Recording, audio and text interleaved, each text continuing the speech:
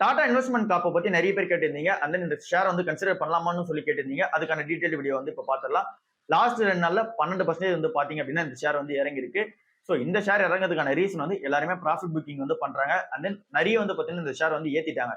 ஏன் அப்படின்னா இங்க இந்த ஸ்டாக் ஸ்பிளிட் அனௌன்ஸ்மென்ட் பண்ணது உடனே இங்க 6000, 7000ல இந்த ஷேர் பிரைஸ் வந்து உடனே ரூ. 11,500 வரைக்கும்லாம் வந்து பாத்தீங்கன்னா இந்த ஷேர் பிரைஸ் வந்து மூவ் ஆச்சு.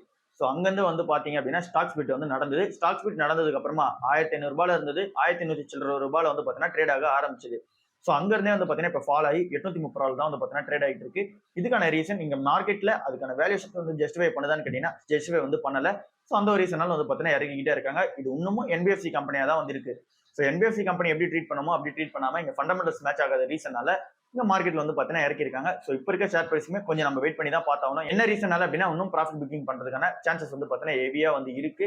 சோ நம்ம வந்து ஒரு ரூ. 600 ரூ. 700 சில்லறையில கிடைச்சது அப்படின்னும் போது நம்ம வெயிட் பண்ணி பார்க்கலாம். இப்ப இருக்க பிரைஸ்க்கு ஓவர் பிரைஸ் தான் வந்து இருக்கு. கொஞ்சம் வெயிட் பண்ணி பார்த்தோம் அப்படின்னா பெட்டரா வந்து இருக்கும்.